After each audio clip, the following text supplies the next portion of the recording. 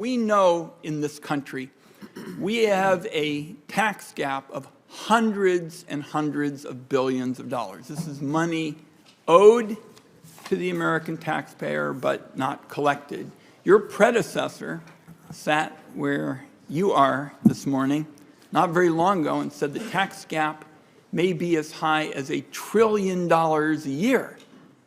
And he also said you're not going to be able to collect those monies, deal with the tax gap, unless you go after the very wealthy tax cheats. And that's because, and you've mentioned this, the workers who have wages and salaries, we already know essentially a lot about them with respect to the taxes owed. It's these wealthy tax cheats who can pretty much decide what they want to pay, when they want to pay it, that are the challenge.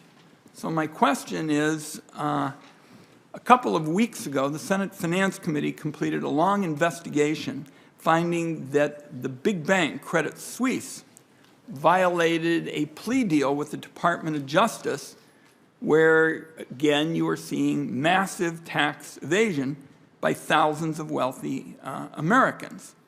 Our investigations team uncovered an ongoing conspiracy, in one instance involving a single family, failure to disclose $100 million in secret offshore accounts. If that wasn't bad enough, the investigation found that Credit Suisse in total concealed from U.S. authorities 23 large accounts worth more than $700 million. And this kind of flagrant abuse, flagrant tax evasion, highlights the point that you and I have been talking about, is that this ballgame is all about going after these wealthy tax cheats. So my question to you is, Commissioner, how will the agency, the IRS, use the funding you've got to step up enforcement to crack down, for example, on the use of secret offshore accounts, something that is ongoing by wealthy Americans? How are you going to use the funds to tackle that?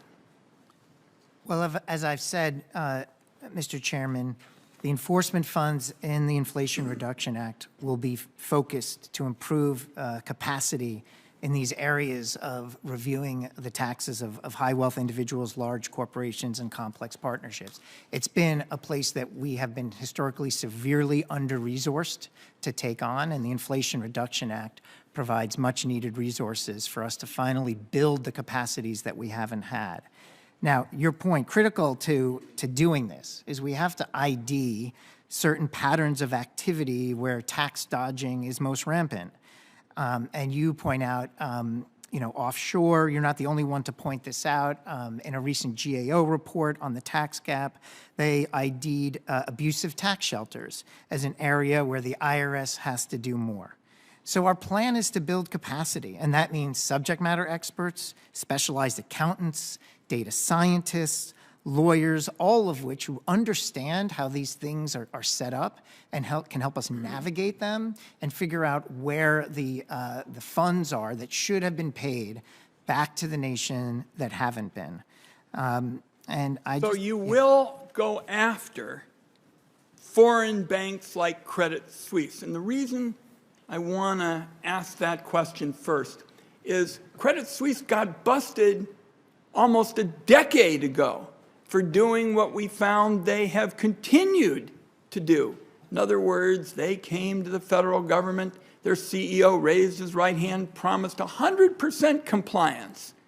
And then all of a sudden, what we found is we're dealing with it all over again. So you've got recidivists here.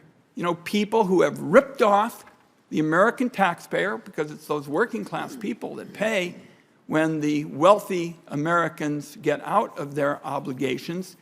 And I think it is very important that the American people hear that when you're talking about a recidivist like Credit Suisse, who promised that they would stop doing it and then continued to do it, I think it's important that we know those are the kind of people that you're going to go after.